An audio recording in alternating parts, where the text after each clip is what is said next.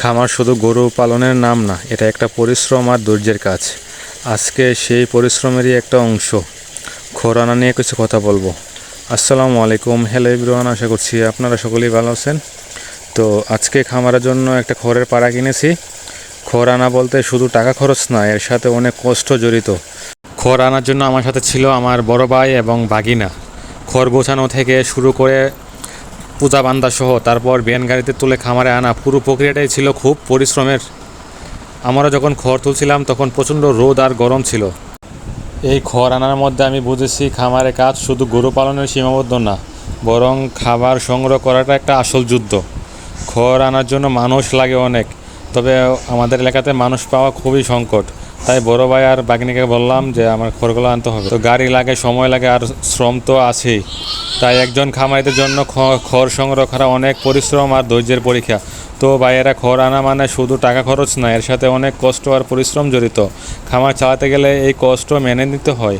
তবে আমি মনে করি যদি খামারে নিজের ঘাস চাষ করা যায় তাহলে খরচও কমবে আর এত কষ্ট করেও খড় আনতে হবে না। খড় অবশ্যই দরকারি, কিন্তু খড়ের পাশাপাশি গাছ থাকলে গরু সুস্থ থাকে এবং দুধ আর মাংসের উৎপাদন ভালো হয়। আপনারা যারা খামার করেন বা খামার করার চেষ্টা করবেন, নিজেদের জমিতে অন্তত কিছু হলেও ঘাস চাষ করতে। আমি কিন্তু আপনাদের আগের ভিডিওতে বলছিলাম যে খামার দিলে অবশ্যই খামার দেওয়ার আগে ঘাস চাষ করবেন জমিতে, কারণ খড় যে পরিমাণ দাম আর আনা যে পরিমাণ কষ্ট হয়, তো ঘাস কিন্তু কাটলে এত এই পরিমাণ কষ্টটা হয় না। আর তারপরেও আপনার খড় সংগ্রহ করা জরুরি, কারণ অনেক সময় বৃষ্টি হয় বা জমিতে পানি উঠে যায়, বর্ষার পানি উঠে যায়, তখন কিন্তু জমি থেকে ঘাস তেমন একটা বাড়ে না। তখন কী করতে হবে, তখন ওই খড় যে সংগ্রহ করে রাখি সেই খড়গুলোই খাওয়ায় দিন কাটাতে হয়। আর গরু থেকে তো না খাইয়ে রাখা যাবে না, তা গরুর খাওয়াইতেই হবে। তো গরুর খাবার তো অবশ্যই সংগ্রহ করতে হবে। আপনি একবেলা না খাইলে সমস্যা নাই, কিন্তু গরুরও কিন্তু ঠিকই খাবার দিতে হবে। আর যাদের এলাকা উঁচু এলাকা আছে, আপনারা ভুট্টা চাষ করবেন, কইরা সাইলেজ করে রেখে দিবেন, তাইলে আপনার বর্ষা মৌসুমটা কষ্ট হবে না। ইনশাল্লাহ আমি আগামী তো চেষ্টা করব সাইলেজ করে রাখার জন্য, কারণ এবার আমি তো জানেন আপনারা যে আমি জার্মান গাছ চাষ করি। তো আমার গাছটা কিন্তু 12 মাসই হয়, তবে হয় এই জন্য আবার ওই সমস্যা হয় কি, ওই ঘাস কাটার পরের দিনই বৃষ্টি হয়ে গেছে আর জমিতে বর্ষা পানি উঠে গেছে। তখন কী হয়েছে, গাছের গুঁড়োগুলো কী হয়েছে, পানির তুলে চলে গেছে। এই জন্য চলে যাওয়াতে কী হলো, আমার গাছগুলো মায়ের চলে গেলো, মায়ের হয়ে গেলো। মানে সেই জন্য অনেক গাছ তো না, এই জন্য খড় কিনতেছি, খড় সংগ্রহ করা শুরু করে দিছি। সেই জন্য এখন একটু কষ্টটা বেশি হচ্ছে আর কি। আজ থেকে প্রায় 15 দিনের মতো আমার কষ্টটা হবে, কারণ 15 দিনের মধ্যে ইনশাল্লাহ আমার ঘাসের জমি প্রায় ঘাস খাবার উপযুক্ত হয়ে যাবে। তারপরে আমার সমস্যাটা তেমন হবে না। আর 2 পারা খড় কিনছি, ইনশাল্লাহ আমার 15 দিন চলে যাবে। তারপর থেকে আবার ইনশাল্লাহ ঘাস কাটা শুরু করে দেবো।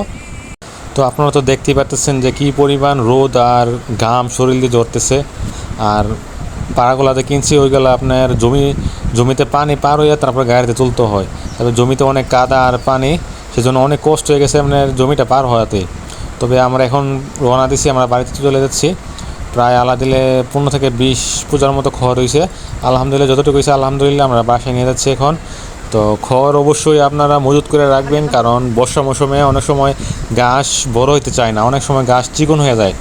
তখন কিন্তু ঘাস বেশি একটা আয় দেয় না। তখন কী করতে হয়, তখন ঘাসের পাশাপাশি খড় দিতে হয়, তাইলে ঘাসের পরিমাণ একটু কম লাগে। আর গরু তো না হয়ে রাখা যাবে না, তো গরুর খাবার তো অবশ্যই মজুত রাখতে হবে। তো সেই জন্যই আমরা খড় সংগ্রহ করা শুরু করে দিছি। তো আমরা বাড়িতে প্রায় চলে আসছি এখন। তো সবাই আমার জন্য দোয়া করবেন, আমি যেন খামারটা সুন্দরভাবে পরিচালনা করতে পারি। আর সবাই ভালো থাকবেন, সুস্থ থাকবেন, দেখা হবে অন্য কোনো ভিডিওতে। আসসালামু আলাইকুম রহমতুল্লাহ। কি মজা আকাশে বাতাসে। সেই ছোট্টবেলায় ফিরে গেলাম আমরা, সবাই দুষ্টামি করতেছি। কাজের পাশাপাশি একটু দুষ্টামি না করলে ভালো লাগে না। তো দেখতে পাচ্ছেন।